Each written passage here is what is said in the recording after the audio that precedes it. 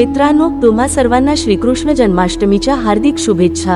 मित्रांनो, आज आम्ही तुम्हाला श्रीकृष्ण जन्माष्टमीची एक अतिशय महत्त्वाची कथा सांगणार आहोत। श्रीकृष्ण जन्माष्टमीचे व्रत करणाऱ्या सर्व माता, बहिणी किंवा माझा प्रिय भाऊ, त्यांनी ही कथा जरूर ऐकावी। यामुळे इच्छित फळ मिळते। कान्हाजी तुमच्या सर्व इच्छा नक्कीच पूर्ण करतात। आजच्या व्हिडिओमध्ये आपण श्रीकृष्ण जन्माष्टमीला ऐकलेली कथा ऐकू। प्रिय प्रेक्षकांनो, भाद्रपद महिन्यातील कृष्ण पक्षाच्या अष्टमी तिथीला श्रीकृष्ण जन्माष्टमीचे व्रत केले जाते आणि श्रीकृष्ण जन्माष्टमी भगवान श्रीकृष्णांची जयंती म्हणून साजरी केली जाते। भगवान श्रीकृष्णाचा जन्म बुधवारी भाद्रपद महिन्यातील कृष्ण पक्षाच्या अष्टमीला रोहिणी नक्षत्रात मध्यरात्री झाला होता। जन्माष्टमीचा हा व्रत वर्षभरात केल्या जाणाऱ्या व्रतांपैकी सर्वात मोठा व्रत मानला जातो आणि यावर्षी जन्माष्टमीचा सण ऑगस्ट 16 रोजी साजरा केला जाईल। या व्रताला व्रतांचा राजा म्हणतात। असे मानले जाते की जो कोणी जन्माष्टमीला उपवास करतो त्याला वर्षभराचे सर्व व्रत करण्याइतके पुण्य मिळते। जरी तुम्ही कोटी एकादशीचे व्रत ठेवले तरी जन्माष्टमीला उपवास करण्याइतके पुण्य मिळत नाही। जो कोणी जन्माष्टमीला उपवास करतो, भगवान श्रीकृष्ण त्याच्या सर्व इच्छा पूर्ण करतात। असे मानले जाते की जो कोणी जन्माष्टमीच्या दिवशी एकदाही भगवान श्रीकृष्णाला झुलवतो, त्याच्या सर्व इच्छा पूर्ण होतात। जो कोणी जन्माष्टमीला उपवास करतो, आणि मी तुम्हाला जन्माष्टमीच्या उपवासाची ही कथा सांगणार आहे, त्याने ती कथा ऐकली पाहिजे, मग त्याचे सर्व पाप नष्ट होतात। मित्रांनो, आता आपण श्रीकृष्ण जन्माष्टमीच्या उपवासाची कथा ऐकूया। चला तर म्हणा, जय श्रीकृष्ण भगवान की। मित्रांनो, द्वापर युगात जेव्हा पृथ्वी पाप आणि अत्याचारांनी भरू लागली, तेव्हा पृथ्वीने गायीचे रूप धारण केले आणि विश्वाचे निर्माते भगवान ब्रह्माकडे गेले। सर्व देव पृथ्वीमातेसह गायीच्या रूपात ब्रह्माजीकडे गेले आणि सर्व देवांनी मिळून भगवान ब्रह्माजींना पृथ्वीची दुःखद कहाणी सांगितली। आता भगवान ब्रह्माजींच्या आज्ञेनुसार तेथे उपस्थित सर्व देव एकत्र म्हणू लागले की आपण सर्वजण या संकटाच्या निराकरणासाठी भगवान श्री हरी विष्णूकडे जाऊ। आणि सर्वजण गायीला सोबत घेऊन क्षीरसागरात श्री हरी भगवान विष्णूकडे पोहोचले। तिथे भगवान श्री हरी विष्णू शेष नागाच्या पलंगावर ध्यानस्थ स्थितीत बसून विश्रांती घेत होते। आता सर्व देव तिथे गेले आणि भगवान विष्णूची स्तुती करू लागले। जेव्हा सर्व देवांनी एकत्र भगवान श्री हरी विष्णूची स्तुती करायला सुरुवात केली, तेव्हा भगवान श्री हरी विष्णूची झोप उडाली। मग भगवान विष्णूने सर्वांच्या आगमनाचे कारण विचारले। मग दयनीय स्वरात पृथ्वी माता म्हणाली की हे भगवान, संपूर्ण जग पाप आणि अत्याचारांनी वेढलेले आहे। पाप आणि अत्याचारांमुळे पृथ्वी वेदनेने ओरडत आहे। म्हणूनच हे प्रभू, कृपया या संकटाचे निवारण करा आणि पृथ्वीला संकटातून मुक्त करा। हे ऐकून भगवान श्री हरी विष्णूजी म्हणाले की ठीक आहे, पृथ्वीला सर्व राक्षसांपासून वाचवण्यासाठी मी ब्रजमंडळात वासुदेवाची पत्नी आणि कंसाची बहीण देवकीच्या गर्भात जन्म घेईन। म्हणूनच तुम्ही ब्रजभूमीला जा आणि यादव कुळात तुमचे शरीर धारण करा आणि मी केलेल्या बाललीलाचा आनंद घ्या। मग असे म्हणत भगवान श्री हरी विष्णू अदृश्य झाले आणि आता सर्व देव आणि पृथ्वीदेवी ब्रजभूमीत आले आणि काळानुसार यादव कुळातील नंद, यशोदा आणि गोपी म्हणून जन्म घेऊ लागले। यानंतर काही दिवस असेच गेले। काही दिवसांनी वासुदेव आणि देवकी त्यांच्या मेहुण्या कंसासोबत गोकुळला जात होते आणि जो पृथ्वीला त्याच्या दहशतीने दुःख देत होता तो देवकीचा भाऊ कंस होता। मथुरेचा क्रूर राजा कंस आपल्या प्रिय बहिणीचं लग्न मोठ्या थाटामाटात साजरं करत होता। देवकीचा विवाह यदुकुळातील उदार युवराज वसुदेवासोबत संपन्न झाला होता। वीणा, पखवाज, शंख, तुरयांचे मंगल ध्वनी आणि आनंदी घोषात वधू वरांचा रथ मथुरेतून मार्गस्थ झाला होता। कंस स्वतः रथ हाकत बहिणीला सासरी सोडण्यासाठी जात होता। अचानक आकाशातून एक गर्जना झाली, अरे मूर्ख कंस, ज्याचा रथ चालवलास त्यास बहिणीच्या 8व्या पुत्राच्या हातून तुझा विनाश होईल।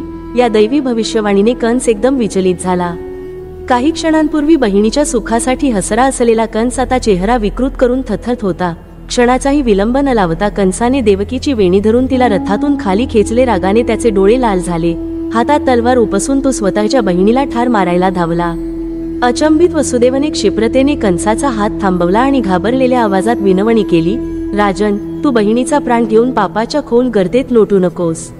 देवकी निष्पाप आहे। मी तुला वचन देतो, देवकीच्या उदरातून जन्मणारी प्रत्येक संततीचं मी स्वतः तुला सुपूर्द करीन, पण तिला मारू नकोस। वसुदेवाच्या शब्दांमध्ये असह्य वेदना आणि प्रामाणिकतेचं आश्वासन होतं। कंस क्षणभर थबकला। त्याला वसुदेवाची वचनबद्ध निष्ठा ठाऊक होती। आपला जीव वाचवण्यासाठी का होईना वसुदेव नवजात बालकांना देईल या आशेने कंसाने देवकीचा जीव त्या दिवशी माफ केला। नवदाम्पत्य घाबरलेल्या अंतःकरणाने पण सुखरूपपणे आपल्या घरी परतले। दिन पुढे गेले। वर्षभराने देवकीचा पहिला पुत्र जन्मला। जन्मल्याबरोबर निरागस शिशुलाच पाहून देवकीच्या डोळ्यात आनंदाश्रू तरळले पण तिच्या हृदयात भीतीचे मळप दाटून आले. ती आपल्या बाळाला छातीशी कवटाळून विलाप करू लागली. का का असा शाप माझ्या लेकराला? हा निष्पाप जीव तुला काय हानी पोचवणार आहे कंस? वसुदेवाचेही डोळे पाणावले होते, पण त्याला आपले वचन पाळायचे होते. स्वतःला कठोर करून त्यांनी नवजात बाळ कंसाकडे नेण्याचे ठरवले. कंसाच्या दरबारात प्रवेशताना वसुदेवाच्या चेहऱ्यावरील यातना स्पष्ट दिसत होत्या. नवबाळ हातात धरून तो कंसासमोर जाऊन उभा राहिला. कंसने क्रूर हसत बाळाकडे पाहिलं. त्याच्या मनात एक विचित्र विचार आला. ही देवकीची पहिली संतती आहे ज्याच्याबद्दल भविष्यवाणी नाही, तर मी का उगीचच या निष्पापाचा जीव घावा? कंस थोडा मृदू होत म्हणाला, वसुदेव, आज तरी मी या बाळाला मारणार नाही. घेऊन जा याला परत. 8व्या अपत्याची मी वाट पाहीन. आश्चर्यचकित वसुदेव आणि देवकीला एका क्षणासाठी दिलासा मिळाला. त्यांना वाटलं कंसला दयाळूपणा आला की काय. ते आपल्या लेकराला सावधानतेने घेऊन परत निघाले, पण त्या दिलाशाच्या मागे वादळ दडलेलं होतं हे त्यांना ठाऊक नव्हतं. काही दिवसांनी कंसाला नारदमुनींचा अनपेक्षित भेट मिळाला. आपल्या विणेवर टुमदार राग छेडीत देवर्षी नारद मस्तपणे गुणगुण दरबारात आले. कंसाने आदराने त्यांना आसन दिले. नारदाने हसत हसत चौकशी केली, राजन, तुम्ही तुमच्या बहिणीच्या अपत्यांचं काय केलं? कंसाने संक्षेपात सगळा हकीकत सांगितला. सगळं ऐकून नारदमुनी म्हणाले, वा राजन, तुम्ही तर अतिशय शहाणपणाचं पाऊल उचललत. फक्त 8व्या अपत्याचा नाही, तर कुठलाही पुत्र भविष्यात तुला धोका ठरू शकतो हे लक्षात येताच तुम्ही सावध झाला आहात. कंस चकित झाला. म्हणजे काय? भविष्यवाणी तर 8व्या पुत्राबद्दल होती. नारद कुटील हसत पुढे म्हणाले, देवकीच्या उदरातील 8वा हो, पण आधीच्या 7 गर्भांचं काय? इंद्रादी देवांच्या पालखीचा प्रमुख जसच्या तसाच येत नाही, आधी काही इतर जन येतातच. खरं तर देवतांच्या योजना सुरू झाल्यात. फक्त तुझ्या बहिणीच्या नव्हे, तर यादव कुळातील इतर कित्येक स्त्रियांच्या गर्भात देवता जन्म घेत आहेत असं ऐकतोय. जरा सावध राहा राजन. या सूचनेनं कंसाचा चेहरा काळवंडला. नारद पुढे निघून गेले, पण कंसाच्या मनात भयानक संशयाचे वारे घोंघावू लागले. त्या क्षणीच कंसाने एक कठोर निर्णय घेतला. त्याने देवकी आणि वसुदेव यांना तत्काळ बंदी बनवून कारागृहात टाकलं. इतकंच नाही तर आपल्या वडिलांना, उग्रसेन राजांना सुद्धा कैद करून स्वतः राज्याची सर्व सूत्र हातात घेतली. आपण जिवंत असताना देवकीला होणारा प्रत्येक अपत्य जन्मताच नष्ट केला जाईल असा भयानक संकल्प कंसाने केला. काळ्या अंधाऱ्या कारागृहातील बेड्या आणि दगडी भिंती हे आता देवकी, वसुदेवाचं संपूर्ण जग बनलं. वर्षानुवर्ष क्रूर नियतीचा खेळ सुरू होता. देवकी प्रसूतिवेदना सोसून दरवर्षी एखाद्या पुत्राला जन्म देई, पण ते निरागस बाळ जन्मताच कंसाच्या हातून हिरावलं जाई. पहिल्या बालकाचा जीव कंसाने सुरुवातीला सोडला होता खरा, पण नारदाच्या इशाऱ्यानंतर त्याने त्या बाळालाही ठार मारलं. आता मात्र कंसात कोणतीही दया उरली नव्हती. प्रत्येक नवीन जन्म हा या दाम्पत्यासाठी आशा आणि भीतीचा एकत्रित क्षण असे, पण क्षणार्धातच तो प्रचंड दुःखात परिवर्तित होई. ती काळरात्र प्रत्येक वेळी सारखीच असह्य असे. दुसऱ्या मुलाच्या जन्मावेळी देवकीने कंसाच्या पायांना होऊन आर्जव केलं होतं. फाटलेल्या हृदयाने ती हंबरडून रडत होती, दादा, माझा निष्पाप बाळ काहीही वाईट करणार नाही, तुला कृपा करून सोड ना याला. पण कंसाचं काळीज आता दगड झालं होतं. निर्दयी कंसाने तिच्या हातातून चिमुकलं बाळ हिसकावून घेतलं आणि एका दगडी भिंतीवर आपटून त्याचा श्वास थांबवला. त्या क्षणी देवकीच्या हृदयाचा एक तुकडाच जणू मरून गेला. वसुदेव देवकीला कसा काय सावरतोय हे देवच जाणे. कारागृहात त्या प्रत्येक रात्री फक्त आई बापाचा हंबरडा आणि दुःखाने भरलेल्या किंकाळ्या घुमत असत. त्या दाम्पत्याने एकामागून एक 6 निष्पाप बाळांना अशाच प्रकारे गमावलं. दरवेळी देवकीचं दुःख आणखीनच गहिर होत गेलं. ती सतत रडायची, देवांना आळवायची, हे माधवा, काहीतरी चमत्कार करून माझ्या लेकरांना वाचवना.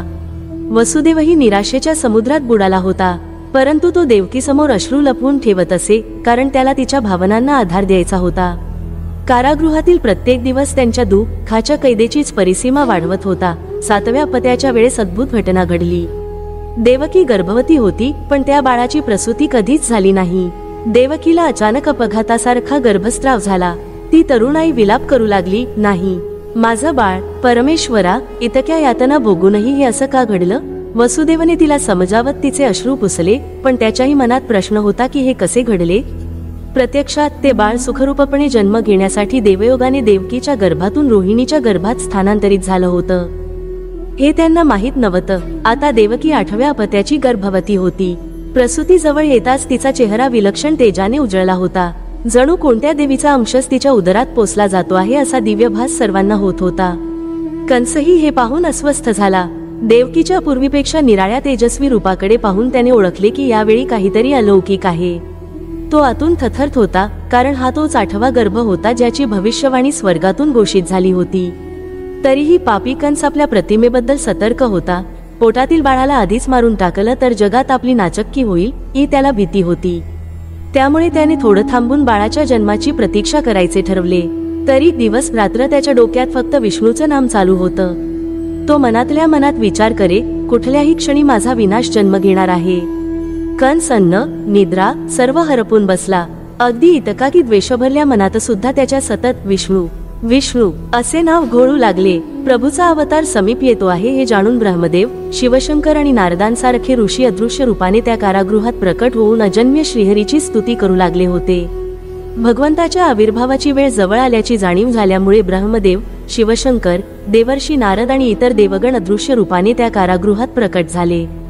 जखडलेल्या देवकी वसुदेवाला काहीच कळले नाही, पण देवतांनी गर्भस्थ भगवानाची मनोभावे स्तुती करून नमन केलं. सृष्टीच्या कणाकणात आता एका दैवी उत्सवाची चाहूल लागली होती. श्रावण महिन्यातील कृष्णाष्टमीची ती अर्धी रात्री शेवटी आली. सर्वत्र घोर अंधार पसरला होता, पण वातावरण विलक्षण शांत आणि पवित्र झालं होतं. कैद कोठडीबाहेर मथुरेच्या आकाशात रोहिणी नक्षत्र तेजस्वीपणे लुकलुकत होतं. शांत नद्या, मधुर स्वरात गाणारे पक्षी, मंद सुवासिक वारे जणू स्तब्ध होऊन या क्षणाची वाट पाहत होते. देवकीला प्रसूतिवेदना सुरू झाल्या आणि वसुदेव तिच्या जवळ अश्रू भरल्या डोळ्यांनी धीर देत बसला होता. अखेर देवकीने वेदनेने एक जोराची किंकाळी दिली आणि त्याच क्षणी एका दिव्य बालकाचा जन्म झाला. कारागृहाच्या त्या अंधाऱ्या कोपऱ्यात अचानक तेजोमय प्रकाश पसरला. देवकी, वसुदेवासमोर स्वयं भगवान विष्णू आपल्या चतुर्भुज स्वरूपात प्रकट झाले होते. बाळकृष्णाच्या रूपात प्रकटलेला हा तेजस्वी चतुर्भुज अवतार शंख, चक्र, गदा, पद्म धारण करून उभा होता. त्याच्या श्यामवर्णीय देहावर सुंदर पितांबर शोभत होता. वक्षस्थळावर श्रीवत्साचं चिन्ह आणि गळ्यात कौस्तुभमणी झळकत होती. कमलासारख्या विशाल नेत्रांनी आणि मधुर स्मिताने तो पित्याकडे पाहत होता.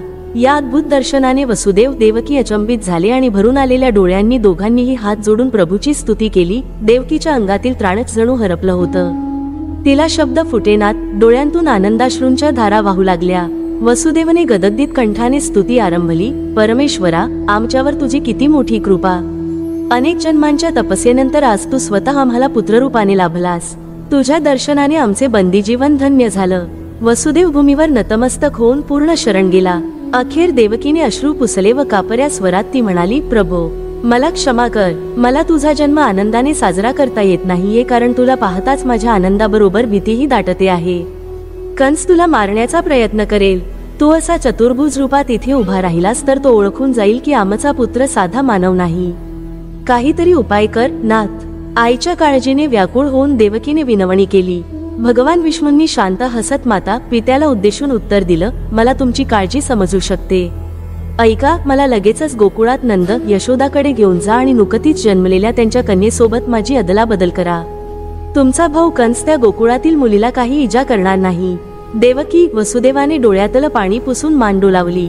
त्यांनी पुन्हा एकदा आपल्या चिमुकल्या देवसंतानाचे चरण मस्तकाला लावून प्रणिपात केला. तेवढ्या त्या चतुर्भुज कृष्णाने हलके स्मित केले आणि पाहता पाहता एका सर्वसाधारण नवजात शिशूमध्ये रूपांतरित झाला. आता समोर फक्त एक गोजिरवाणं बाळ होतं, ज्याच्या रडण्याचा सुद्धा आवाज नव्हता. क्षणभर आधीपर्यंत ज्या कारागृहाचं लोखंडी दार मजबूत कुलुपांनी बंद होतं, ते आता आपोआपच उघडलं. जड बेड्याही वसुदेवाच्या हातापायातून सुटल्या होत्या. पहारेकरी आणि सेवक गाढ झोपी गेले होते. जणू योगमायेने सगळ्यांना गुपचूप गाढ झोपेचं औषध पाजलं होतं. देवकीने वात्सल्याने कृष्णाला एक अखेरची घट मिठी मारली आणि कापणाऱ्या हातांनी बाळाला एका टोपलीत काळजीपूर्वक ठेवला. तीच टोपली डोक्यावर घेऊन वसुदेव कारागृहाबाहेर पडला. बाहेर काळ्याकुट रात्री वादळ सुटले होते. मात्र कृष्णाला कवटाळून बाहेर पडलेल्या वसुदेवासाठी त्या गडद रात्रीत सुद्धा सर्वत्र प्रकाश पसरला होता. तुफानी वारा सुटला आणि मुसळधार पावसाला सुरुवात झाली. यमुना नदी दुथडी भरून वाहत उग्र गर्जना करू लागली. वसुदेव मुलाला हृदयाशी धरून निर्धाराने पाण्यात उतरला. आश्चर्य, एक विशाल नागराज फणा पसरवत वसुदेवाच्या डोक्यावर छत्र धरून चालत होता आणि पावसाचे थेंब आपल्या फणावर घेऊन वसुदेव व बालकृष्णाला भिजू देत नव्हता. त्या दिव्य संरक्षक छत्रछायेत वसुदेव जसजसा पुढे गेला तसतशी यमुना नदी आपोआप शांत होत मार्ग मोकळा करत होती. परमेश्वराच्या चरणस्पर्शाने पूर ओसरला आणि पाण्याचे प्रवाह दोन बाजूंना विभागले जाऊन नदीने त्यांना वाट करून दिली. वसुदेव सुरक्षितपणे नदी ओलांडून गोकुळाच्या दिशेने निघाला. गोकुळात सर्वत्र निर्धूर शांतता पसरली होती. नंद आणि यशोदाचं घरही अंधारात शांत निजलं होतं. ज्या क्षणी देवकीने कृष्णाला जन्म दिला त्याच वेळी यशोदेच्या पोटी एक सुंदर कन्या जन्मली होती. मात्र प्रसूतीच्या थकव्याने यशोदा गाढ झोपेत होती आणि तिला आपण पुत्र जन्मास घातला की कन्या याचं भानही नव्हतं. देवदत्त संकेतांनी मार्गदर्शित होत वसुदेव गोकुळात नंदाच्या घरी पोहोचला. त्याने सावध पावलांनी घरात प्रवेश केला. यशोदा पलंगावर गाढ झोपली होती आणि तिच्या शेजारीच पांघरुणात नुकतंच जन्मलेलं बाळ स्वस्थ होऊन होतं. वसुदेवाने अत्यंत हलके त्या बालिकेला उचलून घेतलं आणि आपल्या टोपलीत शांत झोपलेल्या कृष्णाबरोबर तिची अदलाबदल केली. काही क्षण त्या निष्पाप मुलीकडे पाहत त्याने मनातल्या मनात प्रार्थना केली, हे अदृश्य शक्ती माझ्या कृष्णाचं रक्षण कर. त्यानंतर जड पावलांनी तो टोपलीत आता ती मुलगी घेऊन घराबाहेर निघाला. रात्र तशीची तशीच काळोखमय होती, पण वसुदेवाचं मन आता आशेच्या प्रकाशाने उजळलं होतं. यमुना पुन्हा पार करून तो कारागृहाच्या दिशेने परत निघाला. आश्चर्याची गोष्ट, परतीच्या वाटेत यमुनेचं पाणी पूर्ण शांत झालं होतं. वादळही थांबलं होतं. वसुदेव निर्दोष बालिकेसह परत कैदेच्या कोठडीत शिरला. आत येताच लोखंडी दार मागे आपोआप बंद झालं आणि बेड्या पूर्ववत घट्ट बसल्या. जणू काहीच घडलं नव्हतं. क्षणभरातच ती लहानगी मुलगी टाहो फोडून रडू लागली. तिचा टोकदार रडण्याचा आवाज घुमताच बाहेर झोपलेल्या रक्षकांना जाग आली. पहारेकऱ्यांनी धाव घेऊन जखडलेल्या देवकी वसुदेवाकडे पाहिलं आणि देवकीच्या कुशीत एक बाळ असल्याचं पाहिलं. 8वं अपत्य जन्मलं असा जयघोष त्यांनी केला. हे ऐकताच कंस दचकून जागा झाला आणि वेड्या आवेशाने कारागृहाकडे धावू लागला. कंसाने बंदिवासाच्या दाराला जोरात धक्का देत आत प्रवेश केला. अजाण अर्भक देवकीच्या कुशीत होतं आणि देवकी त्याला स्वतःच्या पदराने लपवण्याचा निष्फळ प्रयत्न करत होती. कंसाची धडाडणारी गर्जना ऐकताच ती थरथर कापू लागली. रडत रडतच तिने दयेनं याचना केली, दादा नको मारूस रे माझ्या बाळाला. ही तर मुलगी आहे, काहीही नुकसान करणार नाही तुला. देवकीच्या डोळ्यात प्राणभय आणि मातृहृदयाचा आक्रोश दाटून आला होता. ती दोन्ही हात पसरून आपल्या लहानगीला कंसापासून दूर राखू पाहत होती. पण कंसाला काहीही ऐकू जाणार नव्हतं. जे जे आड येईल ते संपवीन असे भयावह शब्द तो पुटपुटला. त्याने उन्मादी हास्य करत झडप घालून देवकीच्या हातातून ती चिमुरडी खेचून घेतली. देवकीचा हंबरडा कोठडीत घुमला. वसुदेव जखडलेल्या असहाय नजरेने पाहत होता. क्रूरकर्मा कंसाने निष्पाप बाळाला दोन्ही पायांनी पकडला आणि भिंतीवर आपटण्यासाठी डोक्यावर फिरवू लागला.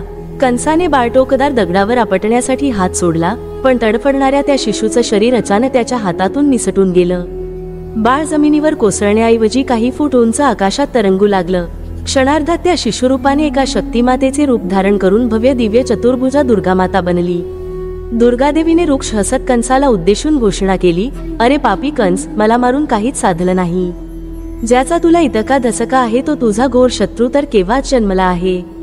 कंस अवाक होऊन फाटक्या डोळ्यांनी हे दृश्य पाहू लागला. त्याच्या हातातलं शस्त्र खाली पडलं. दुर्गादेवी क्षणात अंतराळात अदृश्य झाली. क्षणभर कंसाला काही सुचेचना. तो घामाघूम होऊन तिथेच कोसळला. माझा शत्रू आधीच जन्मला, कुठे कुठे आहे तो? तो स्वतःशीच पुटपुटला. ज्या बाळाच्या भीतीने त्याने आजवर अत्याचारांची परिसीमा गाठली तेच बाळ त्याच्या मुठीतून निसटलं होतं. देवकी वसुदेव कोपऱ्यात निपचित बसले होते. त्यांच्या चेहऱ्यावर विलक्षण भावमिश्रित शांतता होती. अनाहुतपणे त्यांच्या डोळ्यांतून अश्रू लोरलोर वाहू लागले. हे अश्रू आनंदाचे की दुःखाचे ते त्यांनाही कळत नव्हतं. अनेक वर्षांनी प्रथमच त्यांच्या मनात एक नवी आशा पल्लवित झाली होती. मथुरेच्या काळ्या अंधारात अधर्माचे काळे ढग दाटून राहिले होते, पण आता लवकरच धर्माचा दिव्य प्रकाश त्यांना भेदून उगवणार होता. कारागृहातील त्या भयंकर रात्रीची समाप्ती झाली होती. मात्र देवकी वसुदेवाच्या अंतःकरणात एका नवीन प्रभाताची किरणे फुटू लागली होती. त्यांच्या कृष्णाने सुरक्षित स्थळी पोहोचून अधर्माचा नाश करण्यासाठी आपली लीला सुरू केली होती. तर मित्रांनो, आम्हाला आशा आहे की तुम्हाला ही कथा आवडली असेल, म्हणून व्हिडिओ लाईक करा आणि चॅनेल सबस्क्राईब करायला विसरू नका. सर्वांचे आभार.